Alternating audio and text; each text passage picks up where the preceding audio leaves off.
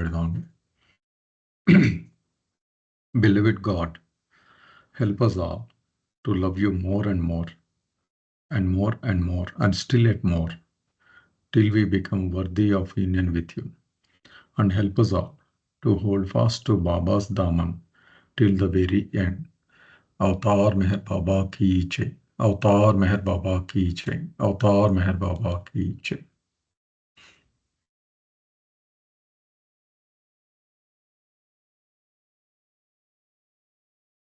నేను 10 states of God చదువుకుంటున్నానండి ఇక్కడ. మెహర్ బాబాస్ నాసిస్ అన్నది ఇది అయిపోయిందేమో కదండి. Although the states of God అయితే షిరీన్ ఏదో ఒకటి అడిగారండి ప్రశ్న, ఒకసారి చూద్దాం.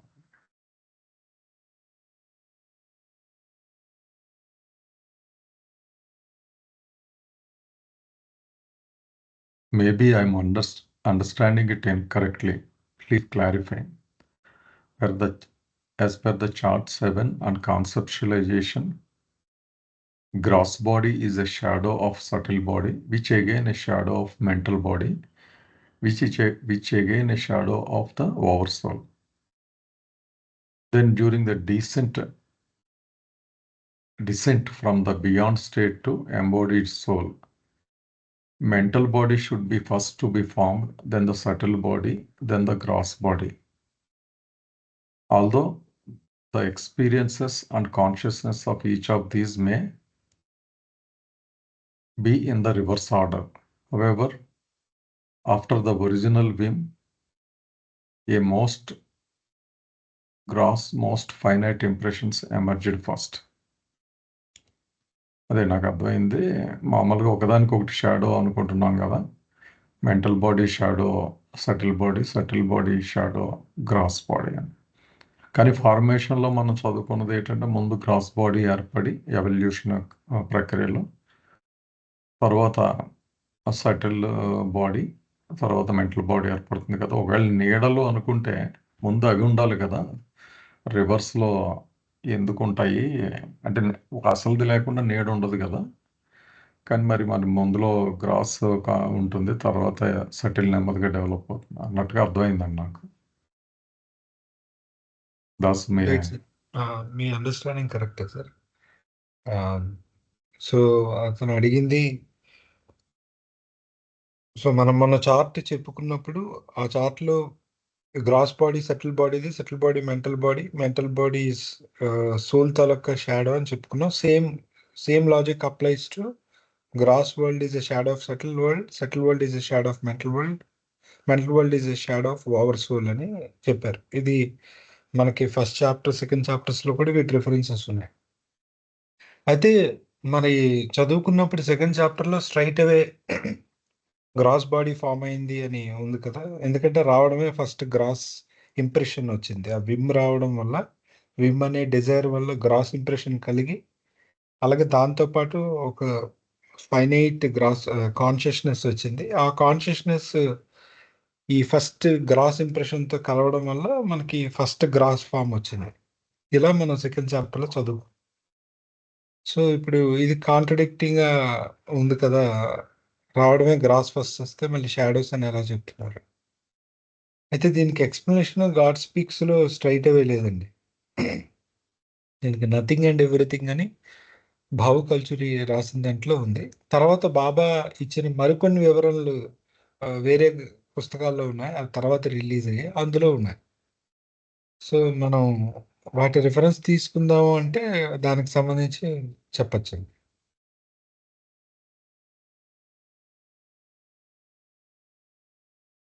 చెప్పమంటారు సార్?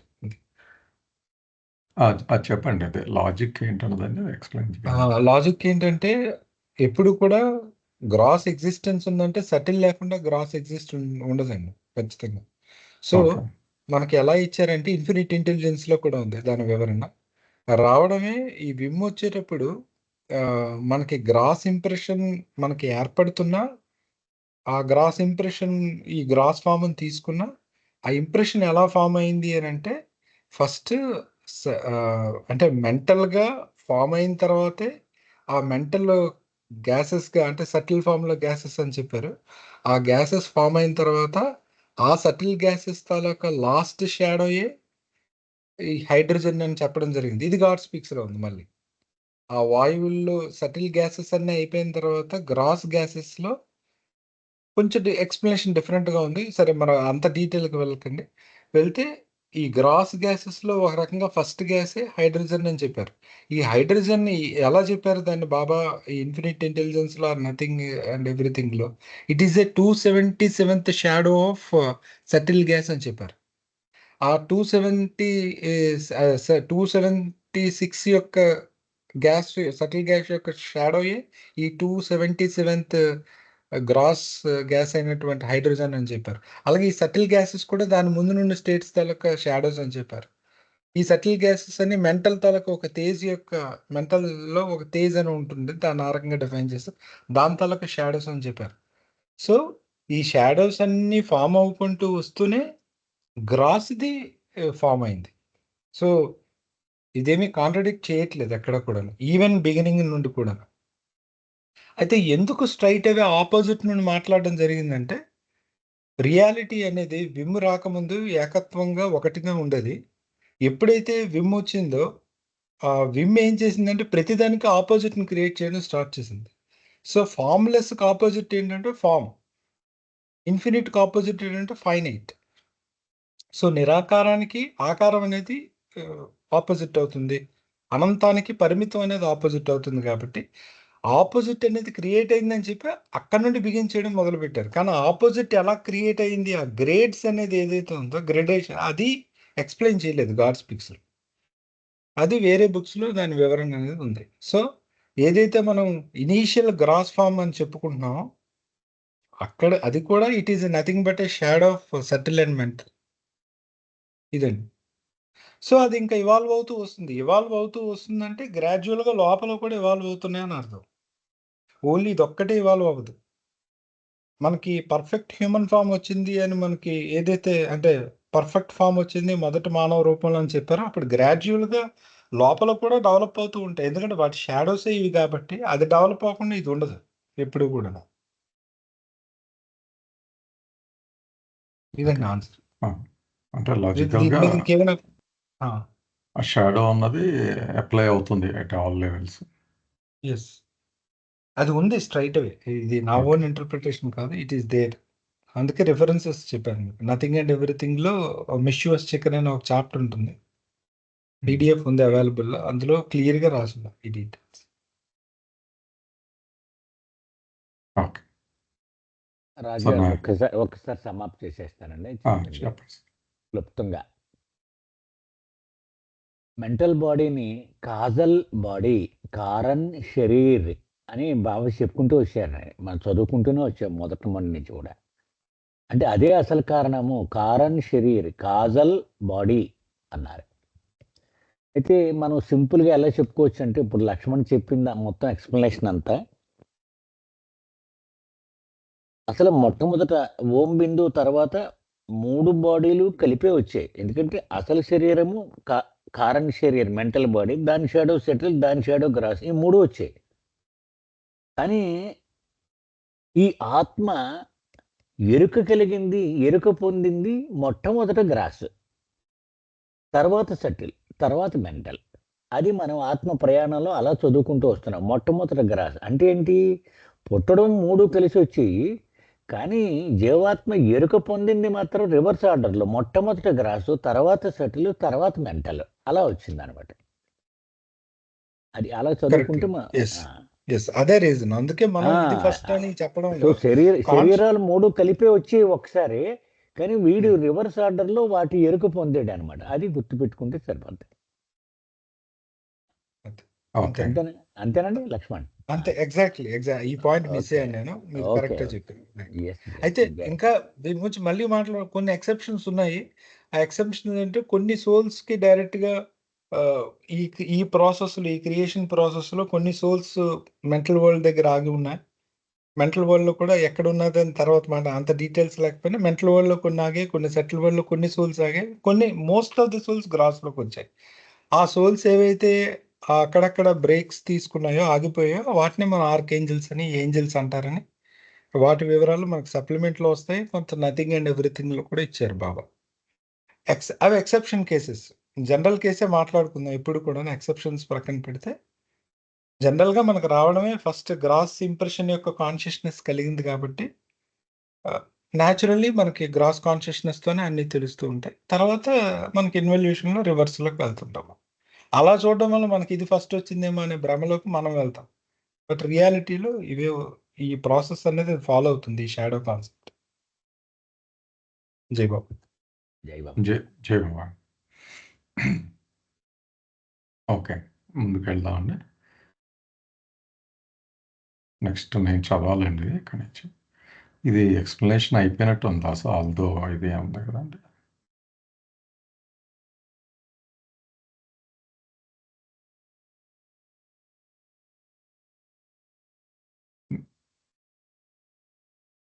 మెహర్ బాబాస్ నాసిస్ అని అక్కడి నుంచి వెళ్ళాలి. ఈ 10 states of God introduction part చదువుకుంటున్నాం మనకి. కానీ ఇక్కడ మీరు ఈ పారా చదివేశారు సార్? ఇది నాకు డౌట్ ఆల్దో అనేది. అంటే బాబు గారిది అది అయిపోయినట్టు ఉందండి. అది చేసేసి నాది చదువుదాం అంటే టైం సరిపోదేమో అన్నట్టుగా మనం ఓ 2-3 మినిట్స్ ముందే ఆపాం లాస్ట్ టైం. సరే. అయితే ఇది నాకు అసైన్ చేసింది కదా అని చదవ. లేదు, నాదేనండి ఇది. ఏది మెహర్ బాబాస్ నాసిస్ నాదే. చదవండి. నాది ఒక్కసారి చూస్తా. నా తర్వాత మీది. మెహర్ బాబా సేస్ అని మొదలెడుతుంది. అలాగే. Okay. Meher Baba's gnosis upholds without equivocation both the theory of identitism, Wahdatul Wujud, and theory of Advaitism.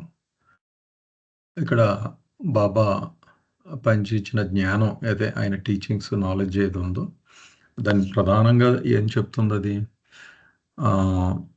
అంటే స్పష్టంగా ఈక్వివొకేషన్ అంటే ఎటువంటి అస్పష్టత లేకుండా చాలా స్పష్టంగా థియరీ ఆఫ్ ఐడెంటిటిజం అంటే సూఫీ పదం కూడా చెప్పారు అక్కడ, వహదతుల్ వుజూద్ అంటే ఇంచుమించు మన అద్వైతిజం లాంటిదే.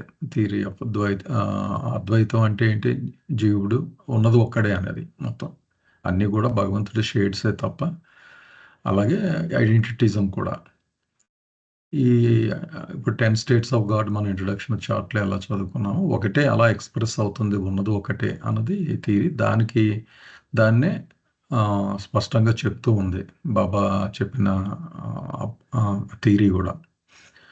In the chart the 10 states of God by Meher Baba, it is made clear that it is God alone who plays the different roles, real and imaginary. కనుక పైన మనం చూసిన భగవంతుని యొక్క 10 స్థితులు అనే బాబా ఇచ్చిన చార్ట్ జాగ్రత్తగా పరిశీలిస్తే మనకు స్పష్టంగా ఏం కనబడుతుందంటే కేవలం ఉన్నది భగవంతుడు ఒక్కడే. ఆయనే చాలా వివిధమైన రూపాల్లో ఉంటాడు, పాత్రలో ఉంటాడు అన్నది స్పష్టమవుతుంది. రియల్ అండ్ ఇమాజినరీ, సత్యంగా ఉంటాడు, ఊహాజనితంగా ఊహామాత్రంగా ఉంటాడు అన్నది అక్కడ మనకు స్పష్టమవుతుంది. The beginning is God, the end is God, the intermediary stages cannot but be God.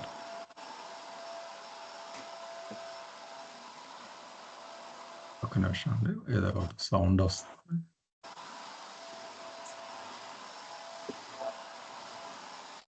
Okay. The beginning is God and the end is God. The intermediary stages cannot but be God. ఆదిలో ఉన్నది భగవంతుడే, అంతంలో ఉన్నది భగవంతుడే. కనుక మధ్యంతరంగా ఉన్న స్థితులు ఇక భగవంతుడు కాక వేరేదయ్యే అవకాశమే లేదు అన్నట్టుగా ఇక్కడ చెప్తున్నారు. అదే నాగేశ్వరరావు గారు చెప్పి సింపుల్ వెర్షన్ ఉంటుంది కదా, భగవంతుడు, అన్కాన్షియస్ గాడ్, కాన్షియస్ గాడ్, మధ్యలో ఊహ.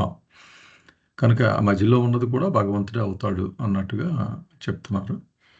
The spiritual dictum of Islamic theology is He is the first, He is the last, He is the external, He is the internal.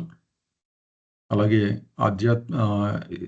Islamic theology ప్రకారం కూడా అందులో ఉన్న సారాంశం ఏంటంటే ఆయనే మొదలు, ఆయనే అంతము, ఆయనే బాహ్యంగా ఉన్నవాడు, అలాగే లోపల ఉన్నది కూడా ఆయనే అన్నది అక్కడ కూడా స్పష్టంగానే చెప్పబడింది. ఇదండి ఈ పేర. ఏమన్నా ప్రశ్నలు ఉన్నాయండి?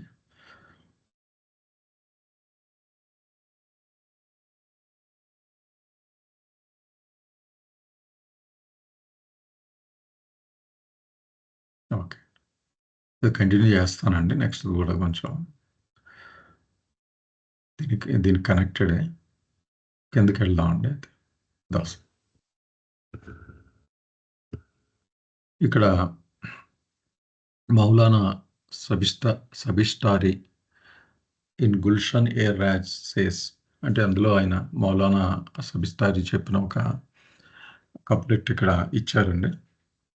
గర్ అందర్ Amad అవాల్ hum బిదర్స్ఫుద్ agar C there మద్ అస్దర్ బిదార్షుద్ he returns to the door from which he first came out. Although in his journey he went from door to door. అతను ఏ ద్వారం నుంచి అయితే బయటకు వచ్చాడో చివరికి మళ్ళీ ఆ ద్వారం దగ్గరికే చేరుకుంటాడు.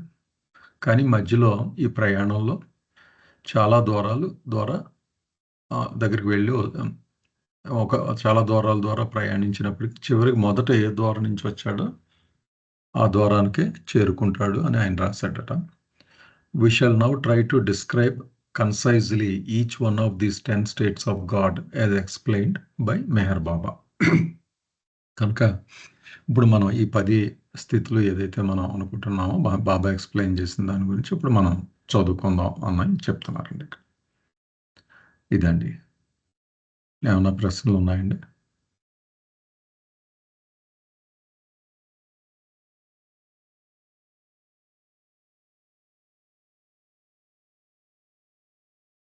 ఓకే సార్, మీరు ఎక్స్ప్లెయిన్ చేయండి సార్.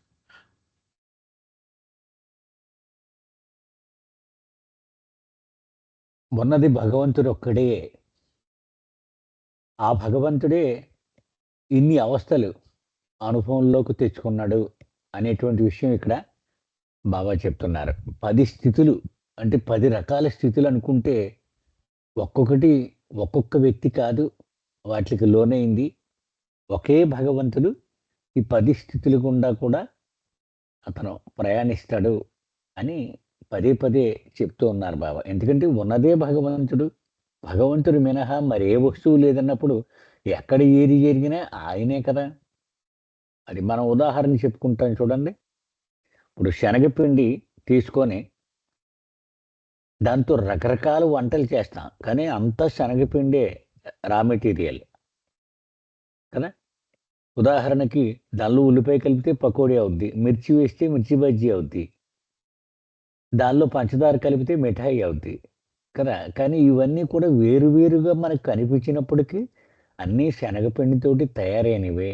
అలాగే ఈ భగవంతుని 10 స్థితులు భగవంతుడే రా మెటీరియల్ ఆయనే అండర్గో అయ్యేది. ఈ అన్నీ కూడా వేరు కాదు. అయితే అతడు వివిధ స్థాయిలలో వివిధ స్థితులలో ఉన్నట్టు మనకి కనిపిస్తూ ఉంటాడు. అది అంచేత ఈ 10 స్థితులు అనుభవించేది మాత్రం భగవంతుడే అతడు. అది ఇక్కడ మొట్టమొదటిలో ఒక ఉపోద్ఘాతంగా చెప్తున్నారు బాబా ఆ 10 స్టేట్స్లోకి వెళ్ళే ముందుగా. అది ఎస్ సార్. సార్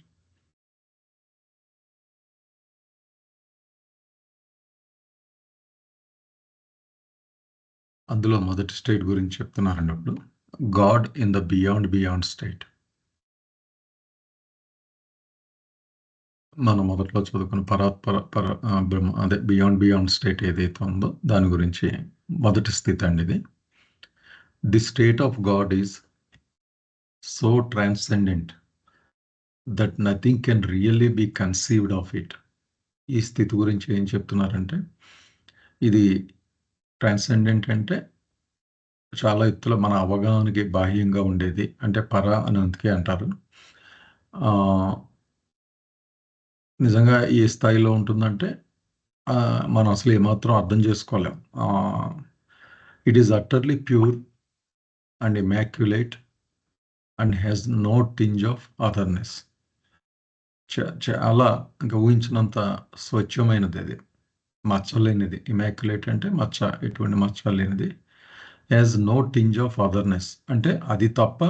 ప్యూర్ అంటే ఏంటి? బేసిక్గా అది ఒకటే ఉంటుంది, ఇంకేం ఉండదు. అలాగే అంత ప్యూర్ అన్నమాట. ఇక్కడ మచ్చ అంటే ఏంటి? అదర్నెస్. ఇంకా రెండోదంటూ ఏమీ లేదు, అది తప్ప. కల్తీ లేనిది ప్యూర్గా. So no tinge of otherness, ఇంకేమీ లేదు ఇక్కడ. It is the hidden of all hidden knowledge and the internal of all internal realities. గుప్త జ్ఞానం ఏదైతే ఉందో, హిడెన్ నాలెడ్జ్, అంతర్లీనంగా నాలెడ్జ్ ఉంటుంది, దాన్ని కూడా, అంతర్లీనంగా ఉండే నాలెడ్జ్ని కూడా తనలో ఇముడ్చుకుని లోపల ఎక్కడో ఉంటుంది, అంటే ఊహించనంత అని మనం అనుకోవచ్చు. And the internal of all internal realities, అంతర్లీనంగా ఉండే సత్యం అని మనం ఏదైతే స్ట్రగుల్ అయ్యి అర్థం చేసుకోవడానికి ప్రయత్నిస్తున్నామో అది అది కూడా దాంట్లో అంతర్లీనంగా లోపల ఎక్కడో ఉంది, తెలియని పరిస్థితిలో. బియాండ్ అనుకుంటే సరిపోతుందంట. It is beyond all words and so it cannot be adequately described. కనుక మాటలుని దాటి ఉంది ఎక్కడో, అది మాటల్లో చెప్పలేనిదే. కనుక మనం వర్ణించనలవి కానిది, మనం దాన్ని సరిగ్గా వర్ణించడానికి సాధ్యం కాదు, ఆస్కారమే లేదు అది. It is neither finite Nar infinite, neither ఎట్రిబ్యూట్లెస్ Nar with attributes. ఇది అనంతము కాదు, పరిమితము కాదు. అంటే ప్రత్యేకంగా ఒక గుణం అట్రిబ్యూట్ చేయడానికి కుదరదు అన్నమాట. ఇది పరిమితము కాదు, అనంతము కాదు. అంటే మనం పెర్సీవ్ చేయలేనప్పుడు ఇంకా ఏది ఒక గుణం ఆపాదించడం సాధ్యం కాదు అన్నది. ఒక పరిమితము కాదు, అపరిమితం కాదు. గుణాలు ఉన్నాయి అనలేము, గుణరహితుడు అనలేము. అంటే బేసిక్గా డిస్క్రిప్షన్ లేదని, బేసిక్గా మనకి ముందు దాంట్లో చెప్పినట్టు, ముందు సెంటెన్స్లో గాడ్ అనడం తప్ప ఇంకా వేరే, అది కూడా మనం పెట్టుకుంది కనుక ఒక పేరు ఉండాలి కనుక చెప్పింది, కానీ నాకు అలా అనిపించింది. బేసిక్గా ఇంకేమీ లేదు ఆయన గురించి చెప్పడానికి, మనం సరిపోం. In this domain the wings of thought, inference, discrimination and understanding are limp and useless. ఈ పరిధిలోకి వచ్చి మనం ఒక ఆలోచన, ఊహాజనిత ఒక ఆలోచనతో కూడిన ఒక ఇది చెప్పడం కానీ, ఒక నిర్ధారణకు రావడం కానీ, అంటే ఇన్ఫరెన్స్ అంటే కొన్ని ఫ్యాక్ట్స్ని బట్టి ఒక నిర్ధారణకు వస్తూ ఉంటాం, అది కానీ, విచక్షణ కానీ, లేకపోతే అవగాహన, అండర్స్టాండింగ్ కానీ, ఇవన్నీ చేయడం అన్నది ఇంకా అసలు యూజ్లెస్. ప్రయత్నం కూడా అవసరం లేదు. లింప్ అంటే కొంచెం కుంటిగా నాడు, అంటే వీక్ అండి. అలాంటి సాధ్యం కాదు, అనవసరం అని బేసిక్గా అక్కడ. దీని గురించి చెప్తూ కింద ఏం చెప్పారంటే అండి, హఫీజ్ చెప్పిన పోయం ఒకటి రాశారు అక్కడ. దాని ఇంగ్లీష్ మీనింగ్ ఏంటంటే, he cannot be grasped by the mind, therefore do not exert yourself to understand him. He is free of all directions. Therefore, do not try to seek him anywhere. ఆయన అంటే భగవంతుడి, అంటే కన్నా భగవంతుడు. మనస్సుతో మనం అవగాహన చేసుకోలేం లేదా అర్థం చేసుకోలేం. కనుక ఆయన అర్థం చేసుకునే ప్రయత్నం ఏమాత్రం చేయకండి, నిరుపయోగం అవుతుంది, పని చేయదు. Is free of all directions.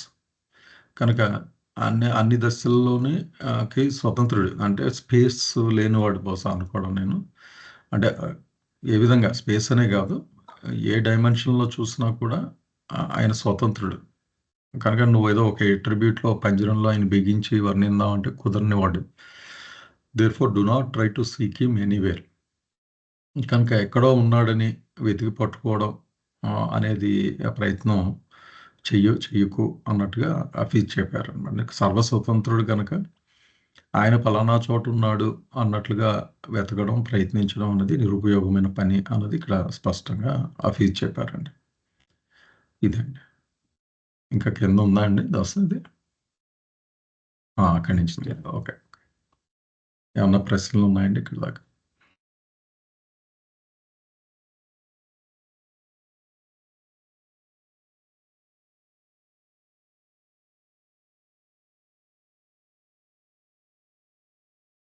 Okay. Das మీరేమైనా చెప్తారా దీనికి? లేదు సార్. సార్ మీరు ఎక్స్‌ప్లెయిన్ చేయండి sir.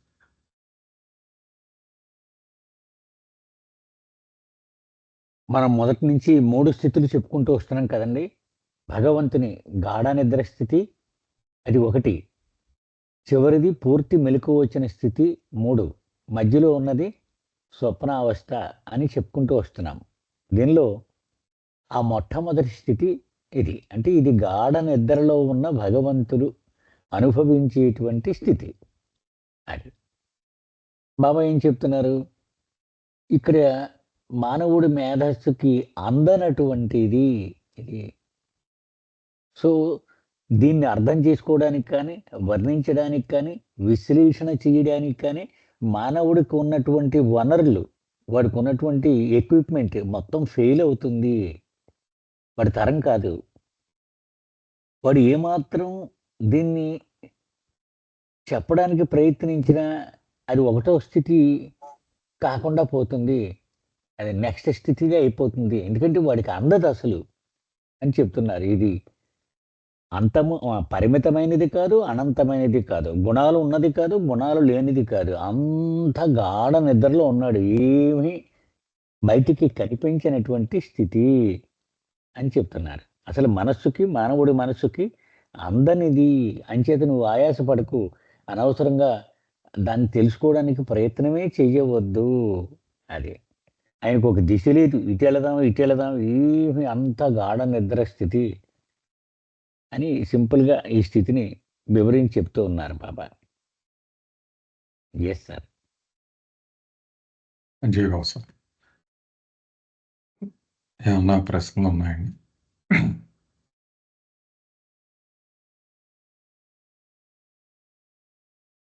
Just out of curiosity అండి దాసు. పరాత్పర, పరబ్రహ్మ అన్న పదాలు వాడతాం కదా! అది ఆ! సాంస్క్రిట్ పరంగా ఎగ్జాక్ట్ విడదీస్తే ఏంటది మీనింగ్? ఏం పదాలొస్తాయి అందులోంచి? పర? అంటే ఫస్ట్ ఈ పుట్టింది బ్రహ్మ అనే వర్డ్ అండి. బ్రహ్మ హ్మ్. అంటే క్రియేటర్ గాడ్ అని అర్థం. హ్మ్. దానికి పర అంటే బియాండ్. సో, బ్రహ్మ పరబ్రహ్మ అంటే బ్రహ్మకి బ్రహ్మకి బియాండ్ ఉన్నది పరబ్రహ్మ. పరబ్రహ్మ. అంతే. ఓకే. ఆ! హ్మ్. అతన్నే మనం పరమాత్మ అని కూడా అంటామండి. సో, హ్మ్. ప్రస్తుతానికి ఈ పదంతో పెట్టుకుంటే పరబ్రహ్మ అంటే అది బియాండ్ గాడ్. హ్మ్. అంటే బియాండ్ ఆఫ్ క్రియేటర్ గాడ్ అనమాట. మళ్ళీ గాడ్ అంటే ఇలా జనరిక్ గాడ్‌గా తీసుకోకూడదు. ఇక్కడ హుహుహు. గాడ్ అంటే క్రియేటర్ గాడ్‌కి బియాండ్‌గా ఉన్నవాడు. హ్మ్. ఈ ఈ పరబ్రహ్మకి మళ్ళీ బియాండ్‌గా ఇంకో స్టేట్ ఉంది. పరాత్పర పరాత్పర. అని. ఆ! హ్మ్. పర పరబ్రహ్మ. హుహు. సో, అంటే అతను పరబ్రహ్మే. కాపోతే పరాత్పరంగా ఉన్న అంటే ఓకే. ఆల్రెడీ ఉన్నదానికి ఇంకా ఉన్నటువంటి పరబ్రహ్మ అని చెప్తాం. సో, పరాత్పర, పరబ్రహ్మ అంటే బియాండ్ గాడ్. ఓకే. బ్రహ్మకి బియాండ్ పరబ్రహ్మ. పరబ్రహ్మకి మళ్ళీ బియాండ్ ఆ స్థితికి బియాండ్ పరాత్పర. ఓకే. పరాత్పర. ఓకే. ఓకే. సో, సింపుల్‌గా ఇంగ్లీష్‌లో బియాండ్ అన్నారు. ఓకే. ఆ!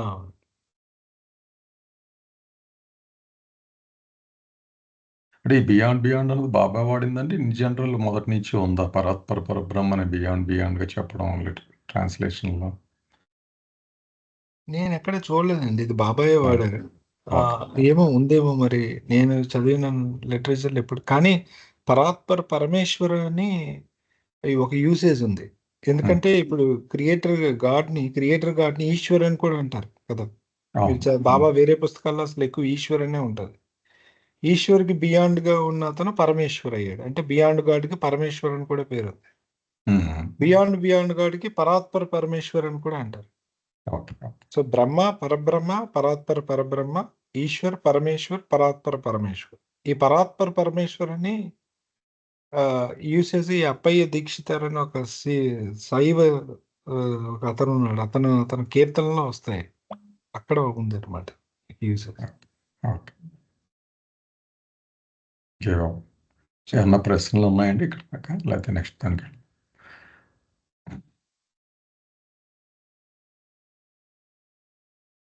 ఓకే. దాసు. నేను చదవాలి సార్ ఇది? ఆమేన్.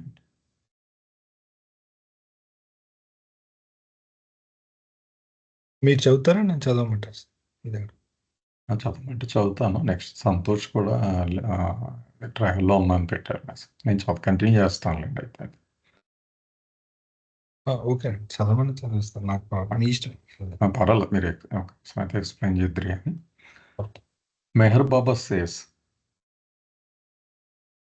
that when one who has realized this state of God tries to describe it to others, this act results in a description not of the first, but of the second state of God in the beyond state. బాబా చెప్పిన ఒక విషయం గురించి ఇక్కడ చెప్తున్నారు. అంటే ఇది rich రాశారు కనుక అలా అడ్రస్ చేశారు. Meher Baba says that when one who has realised this state of God, ఎవరైతే ఈ స్థితిని అంటే బియాండ్ స్థితిని రియలైజ్ అయ్యారో, అర్థం చేసుకున్నారు, వాళ్ళు డిస్క్రైబ్ చేస్తారనుకోండి ఈ స్థితిని మిగిలిన వాళ్ళకి, అది ఎలా పరిణమిస్తుందట? నిజానికి బియాండ్ స్టేట్ గురించి వివరణగా ఉండదు అది. రెండవదైన beyond state, God in the beyond state, పరబ్రహ్మ స్థితి గురించి వివరణ వస్తుందన్నమాట. అంటే ఇంక వివరణ లేనిది అన్నది క్రిస్టల్ క్లియర్. అంటే ఇక్కడ చెప్తుంది, దాన్ని వివరించలేము బేసిక్గా. ఆ ప్రయత్నం కూడా అనవసరం అని స్పష్టంగా చెప్పారు. ఒకవేళ ఎవరైనా అది రియలైజ్ అయిన వాళ్ళు, ఆ స్థితిని పొందిన వాళ్ళు, అది వివరణ ఎవరికైనా ఇచ్చినా కూడా అది బియాండ్ స్టేట్ గురించే కానీ పరిణమిస్తుంది, కానీ దాని గురించి కుదరదు అన్నది ఇక్కడ సుస్పష్టంగా చెప్తున్నారండి. నెక్స్ట్ కూడా చదువుతా అండి. It is the eternity of all eternities, Azul,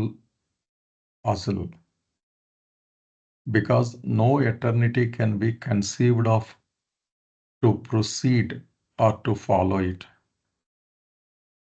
అంటే ఎటర్నిటీ అంటే శాశ్వతత్వం అనుకుంటాం కదా.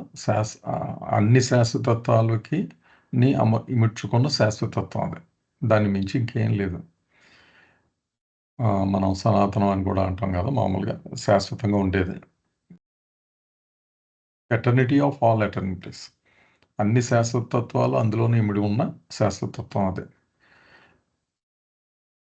కనుక దీన్ని దాటి ఉంటుందని కానీ అన్నది మనకి ఆలోచన ఉండదు ఇంకా, ఎందుకంటే అదే ultimate. Here all indications are blotted out, since no other thing exist that can be pointed out or referred to. This pure essence Jatal but is not aware of anything even of itself. ఇస్తే ఇక్కడ ఏం చెప్తున్నారంటే here all indications are blotted out. మున్కాటబుల్ ఇజ్రత్,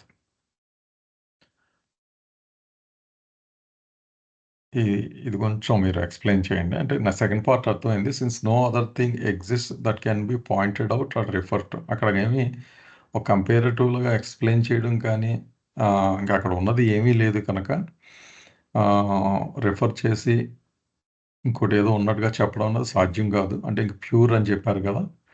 this pure essence is not aware of anything even of it self. ఎంత pure అంటే దాని లోపల ఉన్న సారాంశం, ఎసెన్స్ అంటే ఏంటి, వాట్ ఇట్ ఈజ్ అన్నది రియల్. అది ఎంత స్వచ్ఛమైనదంటే ఇంకో దాని గురించి అసలు దానికి ఏమీ తెలియదు. ఎంత తెలియదు అంటే తన గురించి తనకు కూడా తెలియదు. అంత స్వచ్ఛమైనది అన్నమాట, ప్యూర్.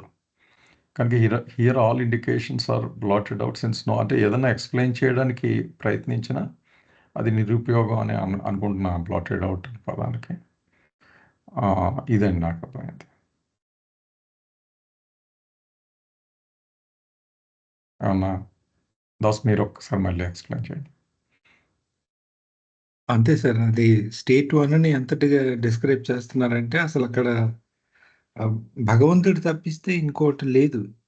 భగవంతుడు అంటే ఇంకోటి లేదు అంటే మనకి చెప్పడం విత్ రిఫరెన్స్ టు, మనం దీన్ని కొంచెం అర్థం చేసుకోవాలంటే with reference to the remaining 9 states మనం అర్థం చేసుకోగలం. ఇక్కడ ఒక సృష్టికర్త అయిన భగవంతుడు లేడు, పోనీ నిరాకారుడు, అతనికి భగవంతుడికి ఆకారం లేదని చెప్పడానికి లేదు, నిర్గుణుడు గుణాలు లేవు అని చెప్పడానికి లేదు, లేదు ఉన్నాయి అని చెప్పడానికి లేదు. భగవంతుడు ఉన్నాడు, గాడ్ ఈజ్ అనే వర్డ్ తప్పిస్తే ఎక్స్ట్రా ఇంకేది కూడా చెప్పడానికి లేదంట. అంటే అలా ప్యూర్ ఎసెన్స్ గా భగవంతుడు ఒక్కడే ఉన్నాడు, మరి ఇంకోటి లేదు. ఇంకే స్థితి ఎగ్జిస్ట్ అయ్యలేదు అందులోని.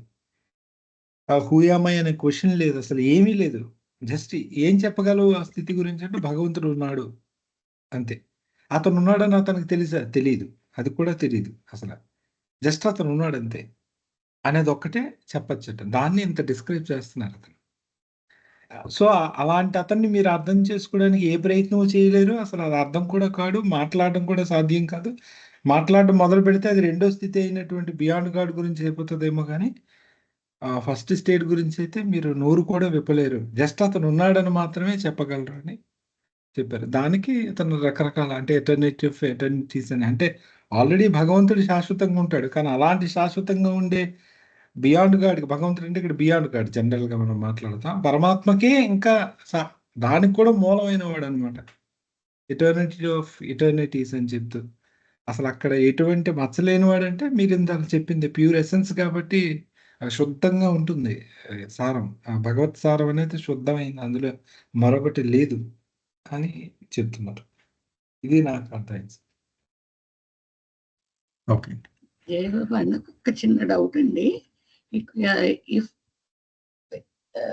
జస్ట్ ఒకసారి ముందు సెంటెన్స్ చూపించండి. ట్రైస్ టు డిస్క్రైబ్ ముందు. Okay, Meher Baba says that one who has realized this state of God, అంటే ఎవరైనా ఏ సోల్ అయినా మళ్ళీ ఆ బియాండ్ స్టేట్ ని రియలైజ్ చేస్తారా అండి? అంటే అతను రియలైజ్ అయ్యే స్టేట్ అంటే మీకు తెలుసు కాబట్టి మీ వరకు మనం 2B స్టేట్ ని రియలైజ్ అవుతారు. 2B స్టేట్ ని రియలైజ్ అయిన వాడికి అన్నీ తెలుస్తాయని చెప్పారు బాబా. అంటే ఈవెన్ స్టేట్ 1 గురించి కూడా తెలుస్తుంది అని చెప్పారు. అవ్వడం, రియలైజ్ అవ్వడం, తన గాడ్ అనేది స్టేట్ 2B అవుతాడు, కానీ ఆ మూమెంట్ లో గాడ్ గురించి కూడా తెలుస్తుంది అని చెప్పారు. అంటే ఒకప్పుడు నేను గాఢ నిద్రలో ఉండేవాడిని ఉన్నాను అనే విషయం కూడా అనేది కూడా తెలుస్తుందండి మెలకు వచ్చినాడికి. అది ఓకే అంటే 2B అంటే ఆ స్టేట్ సార్, మేల్కొన్న స్థితి 2B అంటే. ఇది గాఢ నిద్రలో ఉన్న స్థితి. ఓకే, అందుకే క్యాపిటల్స్ లో అదే బోల్డ్ పెట్టారు అనమాట. రియలైజ్డ్ అన్న పదం వాడడంలో అర్థం అర్థమైంటుంది. స్టేట్ 2 నుంచే రియలైజ్ అవుతాడు కనుక. అంటే ఇప్పుడు మేల్కొన్న వాడికి తెలిసిపోతుంది కదండి, నేనే పడుకొని ఉన్నాను కూడా అని. అంటే తను తెలుసుకుంటాడు అదేంటి అని. కాదు, ప్రాసెస్ లో జరిగిన క్రియేషన్ ఏదేదో ఉందో అది గుర్తుండదు మనకి. నేను ఇలా డ్రీమ్ లో వెళ్ళి ఇవన్నీ అనుభవించి వచ్చాను అనే విషయం తెలియదు. అంటే తెలియదు అంటే అవన్నీ చూడలేడు ఆ క్షణంలో అతను. నేను ఇప్పుడు మనం మామూలు నిద్ర లేచిన తర్వాత కూడా మనకు కళ పోతుంది కదా, అలా ఉంటుంది. మళ్ళీ ఆ కళలోకి రావడం అనేది అది వేరే, అది అవతారం సద్గురు అది వస్తుంది. జనరల్గా అయితే మేల్కొన్న వాడికి ఓహో నేను పడుకొని లేచాను అని తెలుస్తుంది కదా, అంటే మనం సింపుల్ గా అర్థం చేసుకోవడానికి.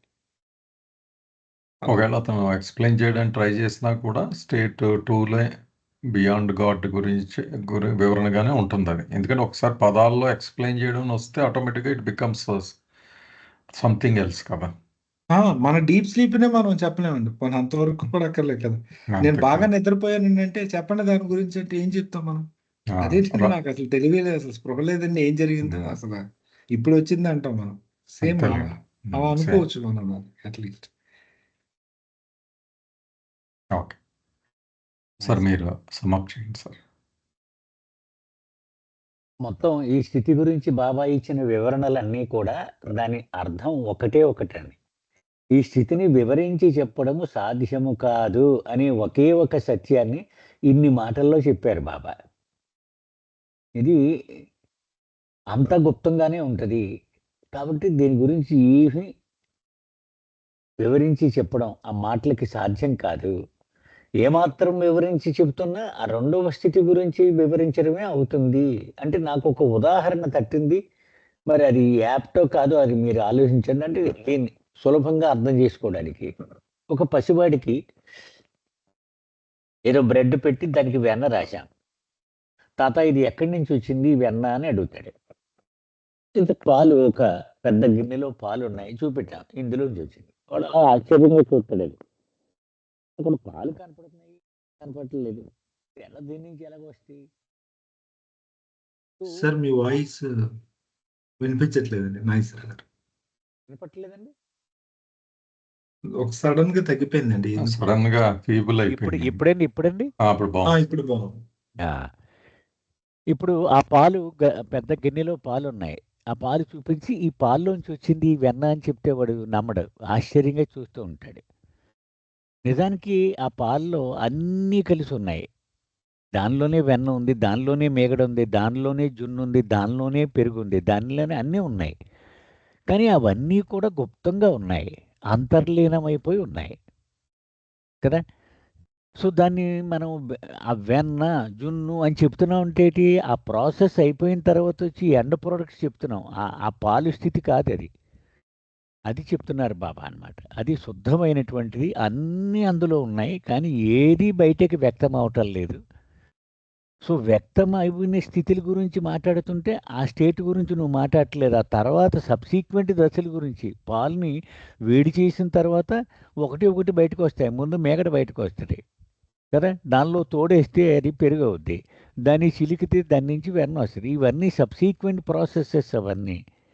సో అవి వివరించడం మొదలెడితే సబ్సీక్వెంట్ ప్రాసెస్లనే మొదలెట్టినట్టు, పాలు స్థితి గురించి మనం మాట్లాడినట్టు కాదు.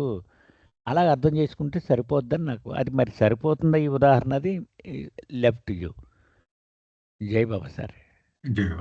బాగుంది సార్. అట్లీస్ట్ మనం ఏదో ఒకటి హోల్డ్ చేయడానికి ఏదో సపోర్ట్ గా ఉపయోగపడుతుంది. అయితే ఇక్కడ ఒక్క విషయం పాయింట్ మెన్షన్ చేస్తాను సార్. అసలు ఎందుకు అలాంటి దాని గురించి ఇంతసేపు మాట్లాడుతున్నారు? దీని ప్రాముఖ్యత ఏంటి? ఎందుకు అసలు ఉంది అని ఒక లైన్ లో చెప్పేస్తే అయిపోయింది కదా, మాట్లాడలేము అని. అంటే ఇది మనకి తర్వాత అర్థమవుతుంది ఎందుకు అతను కేవలం ఇది ప్యూర్ ఎసెన్సే అని చెప్తున్నారు. ఎందుకంటే మనం ఇంతవరకు అంటే తర్వాత రాబోయే స్టేజెస్ లో ఇచ్చే ఎక్స్ప్లెనేషన్ చదివిన తర్వాత ఇది ఎందుకు ఇంత ఖచ్చితంగా ఇలా చెప్పారు అనేది మనకు అవగతం అవుతుంది. ఇది భగవంతుని ఆదిమూల స్థితి అండి. ఎక్కడి నుంచి మొదలు పెట్టారు బాబా. ఒరిజినల్ స్టేట్ ఆఫ్ గాడ్ అంటారు కదా, అది. ఓకే, ఒక్క నిమిషం. This state has been referred to by the Sufis as Varal Vara, the beyond state of God. Vedanta calls it Paratpara Parabrahma. ఈ స్థితిని సూఫీలు వర అనే, అంటే బియాండ్ స్టేట్ ఆఫ్ గాడ్. వేదాంతాల్లో మనకు తెలిసిందే పరాత్పర పరబ్రహ్మ అని చెప్పడం జరిగింది. This is the state in which God is neither నిర్గుణ attributeless nor saguna with attributes, neither nirakar formless nor sakar with forms. ఈ స్థితిలో భగవంతుడు నిర్గుణుడు కాదు, సగుణుడు కాదు, అంటే ఆ గుణాలు ఉన్నవాడు కాదు, గుణాలు లేనివాడు కాదు. నిరాకార్, ఫామ్లెస్, రూప ఉన్నవాడు కాదు, రూపరహితుడు కాదు. అంటే మొత్తం మనం ఇందాక అనుకున్నట్టు ఏమీ ఉండదు అక్కడ అని స్పష్టంగా చెప్తున్నారు. ఇంకా ఫామ్ ఉండదు, మనం ప్రేయర్లో చదువుకుని మనం ఏదైతే మనం భగవంతుడిని కీర్తిస్తామో మన ప్రేయర్లో, ఆయన గ్రేట్ గుణాలు ఇవన్నీ వస్తాయి మనకి. అంటే ఈ స్థితిని అనమాట మనం తలుచుకునేది రోజు ఆ ప్రేయర్లో, universal ప్రేయర్లో. Of all the principal 10 states of God, the first and the most original state is the beyond state of God. అయితే మనం ఏదైతే ఈ చాప్టర్లో ప్రయత్నం చేస్తున్నామో భగవంతుడి పరిస్థితుల గురించి తెలుసుకోవడానికి, ప్రిన్సిపల్ అన్నారండి. అంటే బాబా ప్రధానమైన స్టేట్స్ వర్ణించారు. మళ్ళీ దాని సబ్సెక్ట్స్ సబ్ లెవెల్స్కి వెళ్ళొచ్చు, కానీ ఇందులో ఆ 10 ప్రధానమైన 10 స్థితులు తీసుకుని వర్ణించారు. అందుకే ప్రిన్సిపల్ అంటున్నారు.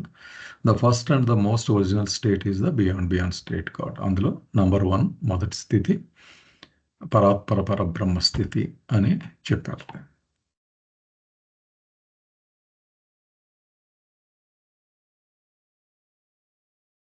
నెక్స్ట్ కూడా చదువుతాను చిన్నదే కనుక.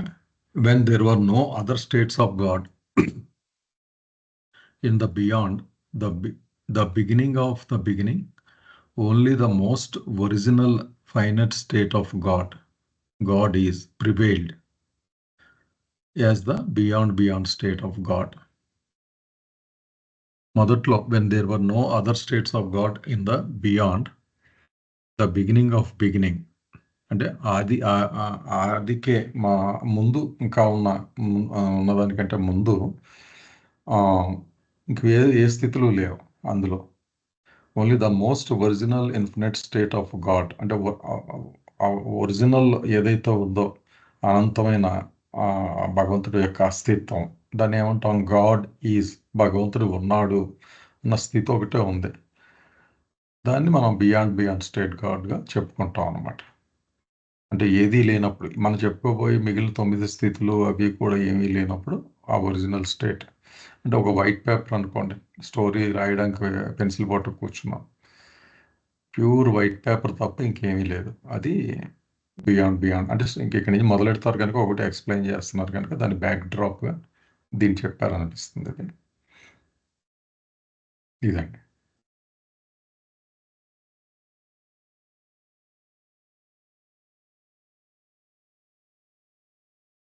ఇక్కడ దాకా డిస్కస్ చేద్దామండి.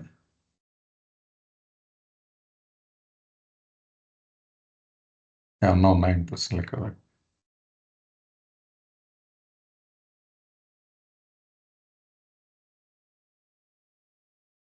ఓకే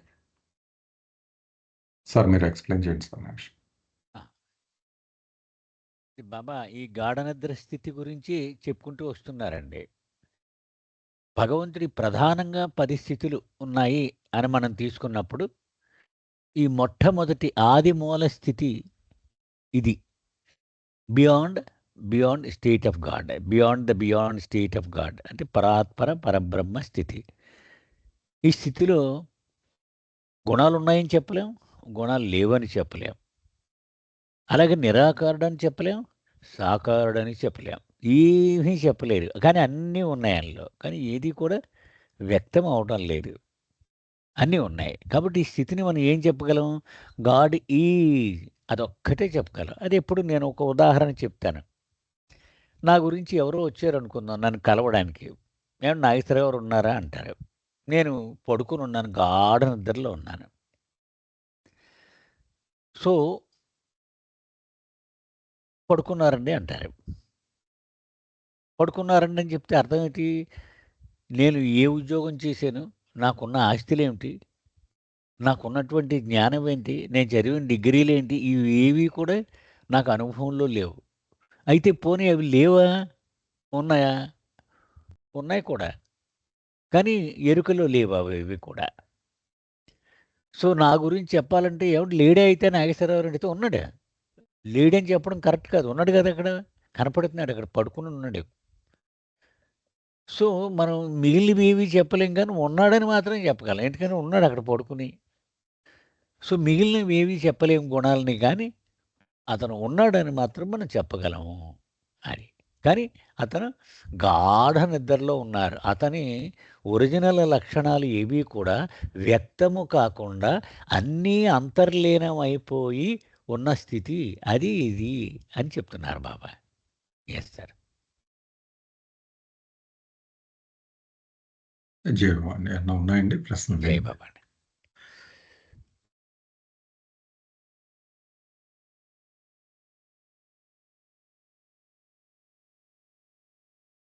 ఓకే అండి. నెక్స్ట్ కంటిన్యూషన్ దీని మీద చెప్తున్నారండి.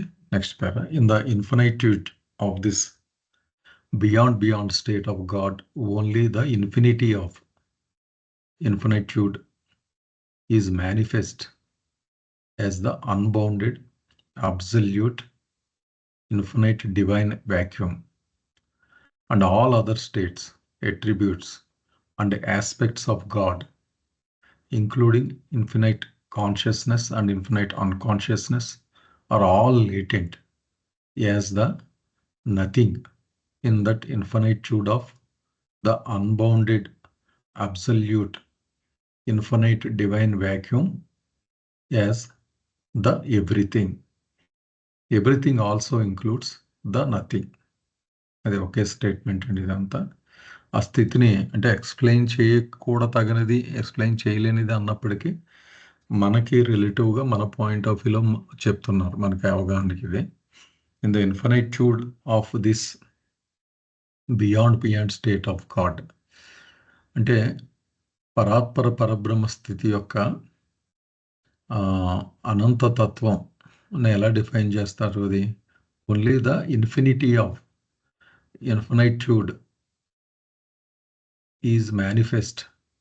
అంటే మనం ఇన్ఫినిట్యూడ్ అంటే అనంతతత్వం అనుకున్నావా, దానికి అనంతత్వం ఉంటే అనంతత్వానికి అనంతత్వం ఉంటే అది ఎలా మేనిఫెస్ట్ అవుతుంది? పరిధులు లేనిది, అబ్సల్యూట్, ఇంకంటే ఇంకోటి వేరేది ఏమీ లేనిది, ఇన్ఫినైట్ డివైన్ వ్యాక్యూమ్, అనంతమైన దైవీ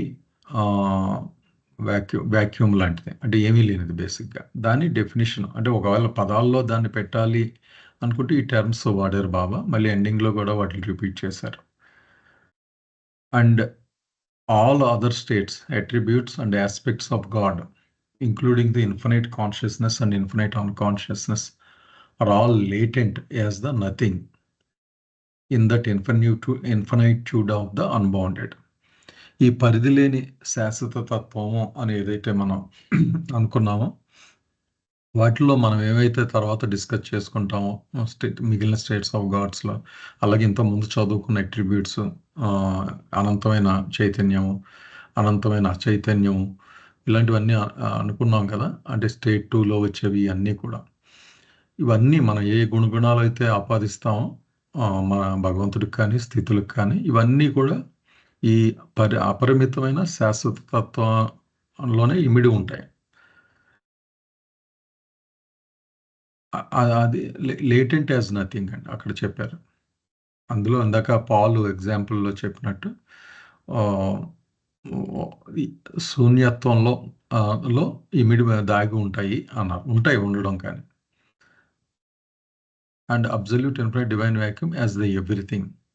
కనుక మొత్తం ఉన్నదంతా బియాండ్ స్టేట్ అన్నది ఎవ్రీథింగ్ అని మనం నిజంగా పదాల్లో పెట్టి, ఒక పదంలో పెట్టి ఇమర్చాలి అనుకుంటే, అన్ని శాశ్వత తత్వాలను ఇమిడ్చుకున్న ఆ శాశ్వత తత్వం ఏదైందో అది ఎవ్రీథింగ్ అనుకుంటే, అందులో మనం చూసే గుణాలన్నీ కూడా నథింగ్ అన్న దాంట్లో ఇమిడి ఉంటాయి. అది నథింగ్ అన్నది ఎవ్రీథింగ్లో ఉంటుంది అనేది ఇక్కడ చెప్పారండి. దాస్ మీరు ఒకసారి ఎక్స్ప్లెయిన్ చేయండి మరి మీ వైపు నుంచి అది. అదేనండి, ఇక్కడ మనకి 2 కొత్త పదాలను పరిచయం చేస్తున్నారు. ఒకటి ఎవ్రీథింగ్ అండ్ నథింగ్ అని. సో అయితే బియాండ్ గాడ్ ఏదైతే ఉందో, బియాండ్ స్టేట్ ఆఫ్ గాడ్, ఇది అనంతంగా, అంటే అదే ఉంది, ఇంకా అది తప్పిస్తే మరొకటి లేదు. అది తప్పిస్తే మరొకటి అనంతంగా వ్యాపించి ఉండే గుణాన్ని ఏమంటారంటే ఇన్ఫినిట్యూడ్ అని అంటాం. మనం నౌన్ ఫామ్లో అది ఫలానాది అనంతంగా ఉంది అని చెప్పినప్పుడు, అలా అనంతంగా ఉండడాన్ని మనం అనంతత్వము అంటాం. దాన్ని ఇక్కడ ఇన్ఫినిట్యూడ్ అని అన్నారు. సో ఇప్పుడు ఈ అనంతత్వం మళ్ళీ దాన్ని ఎక్స్ప్లెయిన్ చేయడానికి మళ్ళీ ఇంకొక అడ్జెక్టివ్ తీసుకున్నారు, దాన్ని ఇన్ఫినిటీ అన్నారు. ఇన్ఫినిటీ అంటే అనంతత అంటాం. పదాలు వేరుగానే అర్థాలు ఒకటి. సో ఈ అనంతత్వం యొక్క అనంతత ఒక్కటే వ్యాపించి ఉంది, ఇంకోటి లేదు. మళ్ళీ ఇదే మనం చెప్పుకోండి, భగవంతుడు ఒక్కడే ఉన్నాడు, మరొకటి లేదు అక్కడ ఊహించడానికి కానీ ఏది. అయితే అలా ఉన్నప్పుడు is manifest as the unbounded absolute చెప్తూ, అక్కడ మనం ఏవైతే ఇంకా త్వరలో చర్చించుకుంటాం, ఆల్రెడీ మనకి 8th పార్ట్లో కూడా వచ్చాయి. భగవంతుడిలో అనంత అచైతన్యం ఉంటుంది, అనంత చైతన్యం ఉంటుంది అని మనం మాట్లాడుకున్నాం. ఇవన్నీ కూడా మరి ఎక్కడున్నాయి? మరి తర్వాత ఈ స్థితి నుండి అన్ని స్థితులు పుట్టాయి అనుకుని మనం డిస్కస్ చేసాం పార్ట్ 8లో. మరి అవన్నీ ఎక్కడున్నాయంటే ఇందులోనే ఉన్నాయి. భగవంతుడి యొక్క ఈ సర్వవ్యాపకత్వంలోనే అవి కూడా ఉన్నాయి. కాకపోతే అవి ఎలా ఉన్నాయంటే లేటెంట్‌గా ఉన్నాయి. అంటే మేనిఫెస్ట్ అవ్వకుండా, ప్రకటింపబడకుండా ఇంకా నిర్లిప్తంగా, నిక్షిప్తంగా ఉన్నాయి. దాగి ఉన్నాయి. మనకి అంటే ఇంకా కనిపించట్లేదు కాబట్టి మనం లేటెంట్‌గా ఉన్నాయని చెప్తున్నాం. ఇంకా ప్రకటితం అవ్వలేదు కాబట్టి లేటెంట్‌గా ఉన్నాయి. అయితే లేటెంట్‌గా ఉన్న అవన్నీ కూడా నథింగ్ అని ఇక్కడ చెప్పడం జరిగింది. ఇది ఇక్కడ కొంచెం క్రూషియల్ పాయింట్. నథింగ్ అని ఎందుకన్నారు అంటే, నథింగ్ అంటే దానికి వాస్తవం ఏమీ లేకపోవడం. ఏదీ లేకపోవడం అంటే ఉద్దేశ్యం ఏంటంటే, భగవంతుడు తప్పిస్తే మరొకటి లేదు అనే రిఫరెన్స్‌తో ఇక్కడ వాటిని నథింగ్ అని వాడడం జరిగింది. అంటే భగవంతుడు ఒక్కడే ఉన్నాడు. ఇందాల నాగేశ్వరరావు గారు కూడా ఒక ఎగ్జాంపుల్ చెప్పారు. అదే ఎవరు నాగేశ్వరరావు గారు ఉన్నారండి అని ఒక వ్యక్తి అడిగినప్పుడు, అగోండి అక్కడ ఉన్నారు అని చెప్పారు. కానీ అతను ఉన్నారు అంతే. కానీ ఇప్పుడు అతనికి సంబంధించిన ఏ క్వాలిటీస్ కూడా ఆ క్షణంలో మేనిఫెస్ట్ అయ్యలేవు. అలాగే ఇందులో పాలు ఎగ్జాంపుల్‌లో ప్యూర్ మనం మిల్క్ తీసుకుంటే, ఈ వెన్న ఇవన్నీ కూడా ఉన్నాయా అంటే ఉన్నాయి. కానీ ఆ క్షణంలో అవి లేవు. ఎందుకంటే అవి మేనిఫెస్ట్ అయ్యలేవు. ఇప్పుడు పాలలో చూపిస్తూ అక్కడ వెన్న మీకు కనిపించదు. లేకపోతే పెరుగు కనిపించదు. కానీ అవన్నీ నిక్షిప్తంగా దాగున్నాయి. కాబట్టి నిక్షిప్తంగా దాగున్నాయని చెప్పేటప్పుడు మనం ఏం చెప్తున్నామంటే, అవి ప్రస్తుతానికి లేవనే చెప్తున్నాం. పాలని పాలుగా చూసేటప్పుడు అవి లేవనే చెప్తాం. లేవు అని చెప్పడంలో ఉద్దేశం పూర్తిగా లేవని కాదు. దాగున్నాయని చెప్తున్నాం. సో, ఆ దాగున్నది ఏదైనా దాగుంది అంటే అది లేదని అర్థం. మీరు కరెక్ట్‌గా లాజిక్‌ని గాని మీరు డిరైవ్ చేసుకుంటే, ఏదైనా దాగి ఉంది అంటే, ఆ క్షణం లేదనే కదా అర్థం. కాబట్టి వాటన్నిటిని నథింగ్‌గా కన్సిడర్ చేయడం జరిగింది. అలాగే ఏదైతే ఉంది అక్కడ ఏముంది? పాలున్నాయి. పాలు తప్పిస్తే మరొకటి లేదు. పాలని ఎవ్రీథింగ్‌గా కన్సిడర్ చేయడం జరిగింది. ఎందుకంటే ఆ పాలే ఉన్నాయి. ఇంకేం లేదక్కడ. సో, ఉన్నదంతా ఏదైనా ఉందంటే పాలే ఉన్నాయి. So, God is everything. But whatever we discuss ఈ కాన్షియస్‌నెస్, అన్‌కాన్షియస్‌నెస్, క్రియేషన్ ఇంకేదైనా మాట్లాడినా అంతా కూడా ఆ క్షణంలో లేవు గాబట్టి, ఆ క్షణంలో అవి నిక్షిప్తంగా దాగున్నాయి కాబట్టి వాటన్నిటిని నథింగ్‌గా కన్సిడర్ చేయడం జరిగింది. అదండి. సో, ఇక్కడ బ్రాకెట్‌లో చాలా important point everything also includes nothing. ఒక దానిని ఎవ్రీథింగ్ అని చెప్పామంటే అందులో నథింగ్ కూడా లేకపోతే దానిని ఎవ్రీథింగ్ అని చెప్పరు. ఎవ్రీథింగ్ అని అన్నామంటే అందులో నథింగ్ కూడా ఉంటుంది. దీన్ని అర్థం చేసుకోవడానికి ఒక చిన్న ఎగ్జాంపుల్ ఏంటంటే, ఒక వ్యక్తి నాకు సర్వం తెలుసు అని క్లెయిమ్ చేసుకుంటున్నాడు అనుకోండి. అతనికి సర్వం తెలుసు అంటే తెలియకపోవడం అంటే ఏటో కూడా అతనికి తెలిసి ఉండాలి. అప్పుడే అతనికి అన్నీ తెలుసు అని చెప్పాలి. అంటే అజ్ఞానం అంటే ఏటో కూడా తెలిస్తేనే వాడు సర్వజ్ఞుడు అని చెప్పబడతాడు. నాకు అర్థం కాకపోవడం అంటే ఏటో, ఇప్పుడు ఎదుటి ఒక పర్సన్ వచ్చి నాకు ఇది అర్థం కావట్లేదు అంటే ఆ స్థితిని కూడా వీడు అర్థం చేసుకోవాలి. ఎందుకంటే అది కూడా అర్థం కాకపోవడం అనే స్థితి కూడా ఒకటి ఎగ్జిస్ట్ అయింది. దాన్ని కూడా వీడు తెలుసుకుంటేనే వీడికి అన్నీ తెలిసాయని చెప్పొచ్చు. అలాగే ఎవ్రీథింగ్ అంటే ఏమీ లేకపోవడం అనే దాన్ని కూడా కలిగి ఉంటేనే దాన్ని ఎవ్రీథింగ్ అంటారు. కాబట్టి లేకపోతే దాన్ని ఎవ్రీథింగ్ అని పిలువబడడానికి అది అర్హత సంపాదించదు. ఆ రకంగా ఇక్కడ భగవంతుడే సర్వం అయి సమస్తం అయి ఆ నిక్షిప్తంగా ఏదైతే అంతర్లీనంగా ఉందో అదంతా కూడా నథింగ్‌గా చెప్పబడుతుంది. ఆ నథింగ్ కూడా ఎవ్రీథింగ్‌లోనే ఉంది. ఎలా అయితే ఈ పదార్థాలన్నీ ఆ పాలులో నిక్షిప్తంగా దాగున్నాయో, పాలన్నిటిని కలిగి ఉంది అని చెప్తాం. కానీ ఆ క్షణంలో అవన్నీ లేవు అనే చెప్తాం. అదే. చెప్పు. అంటే మీరు చెప్పిన లాజిక్‌ని ఎగ్జాక్ట్‌లీ మన వైపు నుంచి అన్వయించుకున్నాం అనుకోండి అసలు. నథింగ్ అన్న డెఫినిషన్ మీరు చెప్పారు కదా! ఆ క్షణాన లేదని. యాజ్ ఎ హ్యూమన్ బీయింగ్ నా వైపు నుంచి నాకు ఇదంతా రియాలిటీ ఈ సృష్టి అంతా. కానీ నాలో భగవంతుడు ఉన్నాడు కానీ ఆ క్షణాన నాకు తెలియదు. అది నథింగ్ నాకు నా పాయింట్ ఆఫ్ వ్యూలో. ఈ భౌతికంగా నా పాయింట్ ఆఫ్ వ్యూలో ఎగ్జాక్ట్‌లీ ఆపోజిట్. సో, రివర్స్‌లో నాకు భగవంతుడు నథింగ్ ఉన్నాడు. కానీ నాకు అవగాహన లేదు. అని తీసుకోవచ్చా? ఎగ్జాక్ట్ ఆపోజిట్ డెఫినిషన్ మనం ఇటువైపు నుంచి చూస్తున్నాం. అది ఒక పొయిటిక్ ఎక్స్‌ప్రెషన్‌గా తీసుకోవచ్చులెండి. అంటే అదే. మీరు దాన్ని అలా చూస్తున్నారు కాబట్టి పర్వాలేదు. అంటే మనకి ఇది రియాలిటీ అయ్యింది కనుక అది నథింగ్. కానీ అది రివర్స్ యాక్చువల్‌గా. అయితే ఈ సత్యం God actually. Speaks 10 states of God చదివేటప్పుడు మనం అంతా కూడాను హ్మ్. అక్కడుండే చూడాలండి వీటన్నిటిని. ఓకే అంటే ఓకే దేన్నైనా చూసేటప్పుడు ఏ డైమెన్షన్ లో చూస్తున్నా, ఏ పర్స్పెక్టివ్ లో చూస్తున్నా అనేది మాట్లాడుకుంటాం కదా.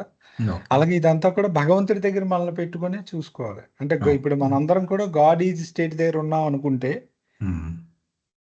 ఇప్పుడు అక్కడ ఏమీ లేదు కాబట్టి అంతా నథింగ్ లేటెంట్ గా ఉంది కాబట్టి అవేవి లేవు. ఎలాగైతే ఈ పాలలో వెన్న పెరుగు ఆ క్షణంలో లేవు, ఓన్లీ పాలే ఉన్నాయి, ఇంకోటి లేదు. ఇంకా అక్కడ నుండి మేనిఫెస్ట్ అయ్యాయని మాట్లాడుకుంటే కొంచెం ఈజీగా అదే అర్థం. అర్థమైంది. అంటే మొత్తం ఈ పుస్తక ప్రయత్నం అంతా కూడా మనం ఆ ట్రూత్‌తో కంపేర్ చేసుకొని ప్రయాణించడం ప్రయత్నమే కదా అది. మీరు అవునండి, చెప్పినట్లుగా. అవును. అవును. ట్రూత్ స్కేల్ మీద చూసుకోవడం మనం. అసలు ఓకే. ఈ బయట ఉన్నటువంటి ఇది చాలా స్కూల్స్ ఆఫ్ థాట్ ఉంది కదా.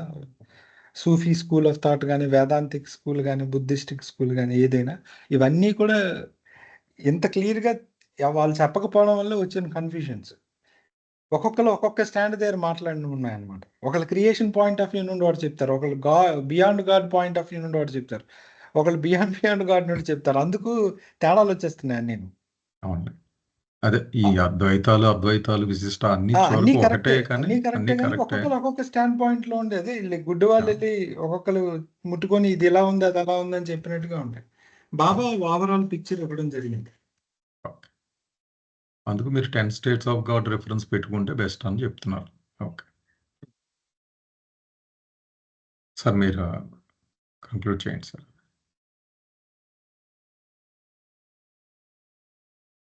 మనం ఏ ఎగ్జాంపుల్‌తో స్టార్ట్ చేసామో ఆ ఎగ్జాంపుల్‌లో ఉంటే సరిపోద్దండి. గాఢ నిద్రలో ఉన్న భగవంతుడు. ఏమీ కనిపించటం లేదు. కానీ బయటికి కనిపించేది ఆయన అనంతత ఒక్కటే బయటికి కనిపిస్తోంది. ఆ అనంతత ఏ రూపంలో ఉంది? ఇన్ఫినిటీ డివైన్ వాక్యూమ్ అన్నారు. అనంతమైనటువంటి దైవీ శూన్యాకాశ స్థితి. ఏమీ కనిపించడం లేదు. అంటే అతను మిగిలిన గుణాలు ఇవన్నీ ఆ చైతన్యము ఇవన్నీ మొత్తం అంతర్లీనముగా దాగి ఉన్నాయి. అది. అంచేత దాన్ని బాబా ఏమన్నారు? Everything is in deep sleep state. Everything అంటే భగవంతుడు. Capital everything. డీప్ స్లీప్ స్టేట్‌లో ఉంది. బ్రాకెట్‌లో ఏమన్నారు? Everything also includes the nothing. అది. ఆ నథింగ్ అనేది కూడా ఎవ్రీథింగ్‌లో అది భాగమై ఉంది. దానిలో నిక్షిప్తమై ఉంది. మనం ముందు నుంచి ఏం చదువుకున్నాం? Everything should include really everything in it. If anything is excluded from everything, it cannot be called everything. Therefore nothing also should be included in everything. మనం చదువుకుంటూ వచ్చాం. అంటే సర్వము అని పిలువబడాలి అంటే మినహాయింపు లేకుండా మొత్తం అన్నీ కూడా అందులో ఉండాలి. ఏదైనా ఒకటి మినహాయింపు ఉంటే అది సర్వము అని పిలవడానికి కుదరదు. కనుక సర్వము తప్పనిసరిగా శూన్యమును కూడా తనలో ఇముడ్చుకొని ఉండాలి అని చదువుకున్నాను. ఉదాహరణకి నేనున్నాను. నా నీడ కూడా కూడా ఉంటది. ఒక స్టూలు, ఒక ఒక బెంచ్ ఉంది. అది కూడా తన నీడని తనతో పాటు కలిగి ఉంటుంది. ఎక్కడి నుంచి వచ్చింది ఆ నీడ? తనలోంచే వచ్చింది ఆ నీడ. అలాగే everything also includes the nothing. ఆ సర్వం కూడా ఆ శూన్యమే అయినటువంటి దాన్ని తనలో ఇముడ్చుకొని ఉంటుంది అన్నారు. అంచేత భగవంతుడిలో ఆ ఒరిజినల్ క్యాపిటల్ నథింగ్ అది. ఆ ఒరిజినల్ శూన్యము కూడా ఆ నిద్రావస్థలో ఆయనతో పాటు అంతర్లీనంగా దాగి ఉంది అని చెప్తున్నారు. జై బాబా సార్. జై బాబా సార్. ఏమన్నా ప్రశ్నలు ఉన్నాయండి ఇక్కడ దాకా?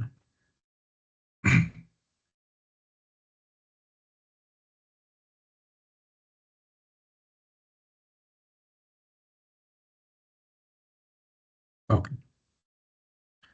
సరే. అందరూ ఓకే గదండీ! అంటే ఈ కాల్ అందరూ కూడా సైలెన్స్‌గానే ఉన్నారు ఈ చాప్టర్ మొదలెట్టినప్పటి నుంచి. అంటే రాజుగారు వాళ్ళు ఎవరైనా అంటే వాళ్ళు అడిగితేనే ఏదైనా డిస్కస్ చేయడానికి బాగుంటుంది కదా. చెప్పాలి అంటే లిమిట్ ఉండదు కదా దానికి. అదే అండి. అందుకే ఒకసారి ఇప్పుడు వాళ్ళు అందరూ చదివేటప్పుడు ఇది మాకు అర్థం కాలేదనో, లేకపోతే ఈ వివరణ ఎవరైనా ఇచ్చేటప్పుడు దాని మీద మరొక ప్రశ్న ఉంటేనే చర్చించడానికి బాగుంటుంది. అవును. సార్ అదే. బాగానే ఉంది సార్. అది garden class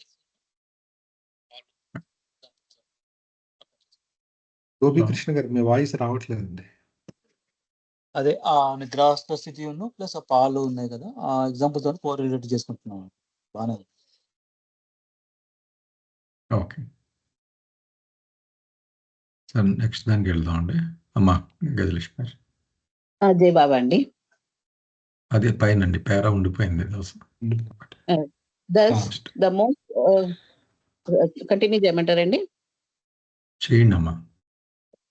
Thus, the most original beyond state of God is the state where one can only say God is eternally. ఈ పారాగ్రాఫ్ ఈ గాడ్ బియాండ్ స్టేట్ లో ఆఖరిదండి. దీంట్లో కొంచెం అంటే ఇప్పటి వరకు మనకి వివరంగా చెప్పుకుంటూ వచ్చారు.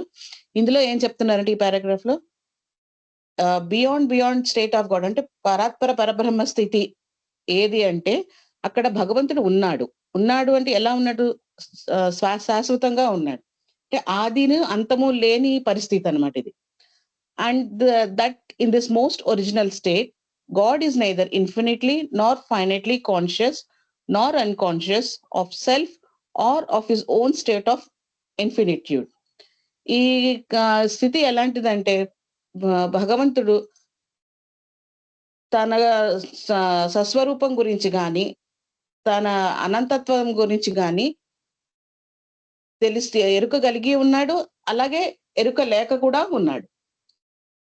In this state, God is also neither conscious nor unconscious of illusion or reality. తన స్వస్వరూపం గురించే కాకుండా ఈ స్థితిలో అంటే గాడ్ ఈజ్ అంటే భగవంతుడు ఉన్నాడు అన్న స్థితిలో తను ఈ భ్రమ గురించి కానీ సత్యం గురించి కానీ కూడాను ఎలాంటి ఎరుక లేకుండాను, అలాగే అంతా పూర్తిగా ఎరుక కలిగి కూడా ఉన్నాడు. అంటే ఇక్కడ ద్వంద్వానికి దారి లేదు, అంతా ఏకత్వమే ఉంది.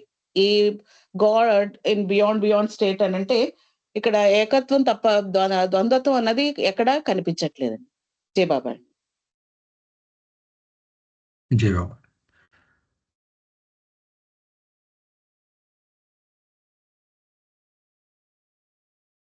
ఏమన్నా ఉన్నాయండి ప్రశ్నలు?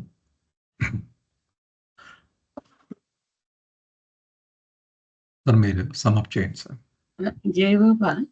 ఇక్కడ అనిపిస్తుంది ఇందాక నాగేశ్వరరావు గారు చెప్పిన ఎగ్జాంపుల్, మనిషి పడుకుని ఉన్నాడు అనుకోండి, అక్కడ ఉన్నాడా అంటే లేడు అనడానికి లేదు, లేడా అంటే ఉన్నాడు అనడానికి లేదు. ఆ ఎగ్జాంపుల్ ఇక్కడ బాగా యాప్ట్ గా అనిపిస్తుంది. అతనికి ఎరుకుందా అంటే ఎరుకు లేదు అనాలి, ఎరుకు లేదా అంటే ఎరుకుందండి అన్నట్టుగాను. అంటే ఇది అది అని మనం ఏది ఖచ్చితంగా చెప్పలేము, ఏ గుణము ఆపాదించలేము అన్నట్లుగా అనిపిస్తుంది. జై బాబా. జస్ట్ అలా అనిపించింది. జై బాబా. జై బాబా. ఇది సమ్మింగ్ అప్ అండి. మొత్తం 1వ స్టేట్కి సమ్మరీ బాబా చెప్తున్నారు. బియాండ్ స్టేట్ ఆఫ్ గాడ్ అనేటువంటిది most original state of God అని ఒక విషయం చెప్పారు. దీని గురించి ఒకే ఒక్క మాట చెప్పగలము, ఏంటది? గాడ్ ఈజ్ ఎటర్నల్లీ, శాశ్వతంగా భగవంతుడు ఉన్నాడు అనే ఒకే ఒక్క మాట దీని గురించి మనం చెప్పగలం. అది ఎందుకని మిగిలినవన్నీ కూడా అన్నీ అంతర్లీనముగా ఉన్నాయి. అది God is neither infinitely conscious Nar ఫినిట్లీ conscious. ఆయన అనంతంగా ఎరుక కలిగి ఉండలేదు, ఎరుక లేకుండాను లేడు. మళ్ళీ ఇంకేమంటున్నాడు? స్వస్వరూపము గురించి కానీ తన అనంతత గురించి కానీ ఈ రెండిటి గురించి కూడా ఈ ఎరుక కలిగి ఉండడం, ఎరుక లేక ఉండిపోవడము, ఇది అక్కడ మనం చెప్పలేము. అది అంచేత ఈ స్థితిలో భ్రాంతి గురించి, ఇల్యూషన్ గురించి కానీ రియాలిటీ గురించి కానీ అది ఎరుక ఉందని చెప్పలేము, ఎరుక లేదని చెప్పలేము. అది most important. Last sentence is most important అండి. ఎందుకంటే ప్రతి భగవంతుని యొక్క ప్రతి స్థితిలోనూ కూడా ఈ మాట వస్తూ ఉంటుంది అన్నమాట. ఇల్యూషన్ గురించి ఎరుకుందా, రియాలిటీ గురించి ఎరుకుందా, ఇదే పారామీటర్ అనమాట. యాక్చువల్గా ఆ స్థితి గురించి మనము అసెస్ చేసేటప్పుడు ఈ పారామీటర్ ఏంటి? దీనికి ఇల్యూషన్ గురించి రియాలిటీ ఎరుక ఉంది, దీనికి రియాలిటీ గురించి ఎరుక ఉంది. అది మోస్ట్ ఇంపార్టెంట్ అనమాట. Yes sir. జై బాబా. జై బాబా సార్. నెక్స్ట్ దానికి వెళ్దాం అండి. State 2 God in the beyond state.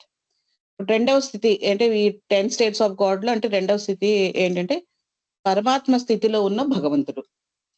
We have already stated that the beyond state of God can never be adequately described. Already ఇంతకు ముందు చెప్పబడింది ఏంటంటే భగవంతుణ్ణి వర్ణించడం అనేది ఈ బియాండ్ స్టేట్ లో వర్ణించడం ఎలా ఉంటారు అనేది వర్ణించడం అనేది ఎవరికి అంతుపట్టని విషయం. ఇది చెప్పలేము. God realized beings, when they try to describe the beyond state, succeed only in describing the beyond state of God. ఈ భగవదానుభవం పొందిన సోల్స్ ఎవరైతే ఉన్నారో వారు ఈ పరబ్రహ్మ స్థితిని అనుభవిస్తున్నప్పటికీ దాన్ని మిగిలిన వాళ్ళకి ఎక్స్ప్లెయిన్ చేయడానికి ప్రయత్నించినప్పుడు వాళ్ళు ఏమీ వర్ణించలేరు. కానీ వాళ్ళు ఏం వర్ణించగలరు అని అంటే ఈ పరమాత్మ స్థితిలో ఉన్న భగవంతుని గురించి మాత్రమే వీళ్ళు మాత్రమే వర్ణించగలరు. అంతకు మించి అంటే ఆ పైది బియాండ్ స్టేట్ గాడ్ అన్నది ఊహకు అందని విషయం అనేది అర్థమవుతుంది ఇక్కడ. Which is the Allah of Sufis, the Ahur Mazda of Zoroastrians, the Paramatma of Vedantis, God the Father of Christians, and the oversoul of some philosophers. ఈ వాళ్ళు ఏమాత్రం వర్ణించగలిగిన అంటే డిఫరెంట్ మతస్థులు ఈ పరమాత్మ స్థితిలో ఉన్న భగవంతుని వర్ణించడం అంటే ఎలా వర్ణించగలరు అని అంటే సూఫీ మతస్థులు అల్లా అని, జొరాస్త్రులు అహుర్ మజ్దా అని, వేదాంతులు పరమాత్మ అని, క్రిస్టియన్స్ పరమపిత అని, అలాగే ఈ ఫిలాసఫర్స్ అంటే తత్వవేత్తలు ఎవరైతే ఉన్నారో వాళ్ళని పరమాత్మ స్థితి అని, భగవంతుడు సంపూర్ణుడు, అనంతుడు, శాశ్వతుడు అని మాత్రమే వర్ణించగలరు. దీనికి మించి వర్ణన చేయటం వారి తరం కాదు. అంటే ఈ అద్వితీయ స్థితిని దేనితోనూ కూడా మనం పోల్చలేము. God in the beyond state is absolute, unlimited and infinite, the one without a second. ఈ పరమాత్మ స్థితిలో ఉన్న భగవంతుడు సంపూర్ణుడు, అనంతుడు, శాశ్వతుడు, అద్వితీయుడు. అంటే ఈ స్థితిని మనం ఇంకొక స్థితితో పోల్చుకోలేమని చెప్తున్నారండి జయబాబా.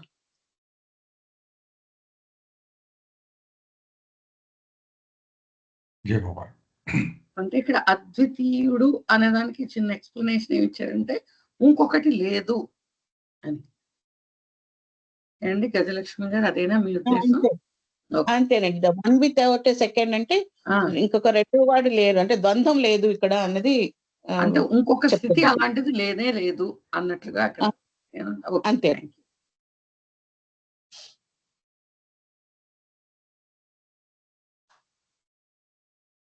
ఓకే, ఏమన్నా ఉన్నాయండి ప్రశ్నలు?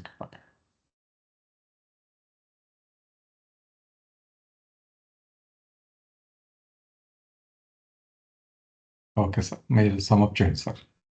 ఎస్, ఈ స్టేట్ 2 మొదలు పెట్టారండి. దాని పేరు బియాండ్ స్టేట్ ఆఫ్ గాడ్. మొట్టమొదటిలోనే మనం ఏం చెప్పుకున్నాము? బియాండ్ స్టేట్ ఆఫ్ గాడ్ అనేటువంటి ఆ స్థితిని తగినంతగా మనము వర్ణించలేము, వివరించలేము అని చెప్పుకుంటూ వచ్చాం. భగవద్ అనుభవం పొందేసినటువంటి ఒక ఆత్మ ఆ స్థితిని ఇతరులకు వివరించి చెప్పడానికి ప్రయత్నించినప్పుడు నిజానికి ఈ రెండవ స్థితి గురించి అతను విజయవంతం అవుతాడు, కానీ మొదటి స్థితి గురించి చెప్పలేడు అంటున్నారు. ఎందుకంటే అది మాటల్లో వివరించడానికి సాధ్యం కాని వివరణ ఏదైనా వచ్చింది అంటే ఈ రెండవ స్థితి గురించే ఏ వ్యక్తి అయినా చెప్పగలడు. ఈ స్థితిని ఏ మతంలో ఏ పేరుతో పిలుస్తారు అనేది చెప్తున్నారు మామ. సూఫీలు అల్లా అని పిలిచేది ఈ స్థితిని, అలాగే జొరాస్ట్రియన్స్ అహురు మజ్దా అని పిలిచేది ఈ స్థితిని, వేదాంతులు పరమాత్మ అని పిలిచేది ఈ స్థితిని, క్రిస్టియన్స్ గాడ్ ద ఫాదర్ అని పిలిచేది ఈ స్థితిని, అలాగే కొంతమంది తత్వవేత్తలు ఓవర్ సోల్ అని పిలిచేది ఈ స్థితినే అని చెప్తున్నారు బాబా. సో మొట్టమొదట పరిచయంగా ఈ స్థితి గురించి ఒక సెంటెన్స్ వాడారు Baba. God and the beyond state is absolute, unlimited, infinite. ఈ 3 గుణాలు ఆయనకి ఉంటాయి. అబ్సల్యూట్ పరిపూర్ణుడు, అన్లిమిటెడ్ అంటే అపరిమితమైనటువంటి వాడు, ఇన్ఫినిట్ మొట్టమొదటి నుంచి బాబా చెప్పుకుంటూ వస్తున్నారు. ఎవడినైనా ఇన్ఫినిట్ అన్నామంటే వాడు ఒక్కడే ఉంటాడు. ఎందుకంటే 360 డిగ్రీస్లోనూ అతనే వ్యాపించి ఉంటాడు, ఇంకొకడికి స్థానం ఉండదు. అందుకని హైఫన్ పెట్టి the one without a second, ఇంకొకడికి అవకాశమే లేదు, ఏకైకుడు ఉన్నది ఒక్కడే. ఏ వస్తువైనా ఇన్ఫినిట్ అన్నామంటే అది ఒకటే ఉంటుంది, ఇక మిగిలింది ఏది ఉండదు అని ఈ పరిచయ వాక్యం ఈ స్థితి గురించి చెప్పారు బాబా. Yes sir. జై హో సార్.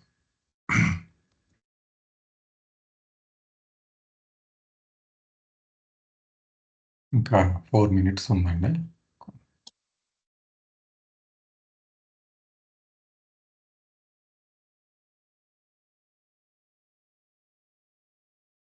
ఇక్కడ లేనిది ఇక్కడి నుంచి అండి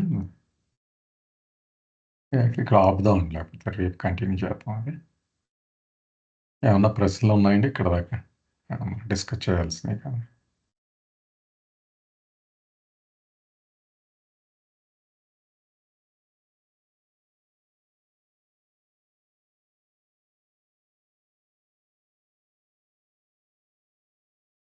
ఓకే, రేపు కలుద్దాం అండి. అయితే అందరికి జై బాబా. అయితే ఓకే సార్.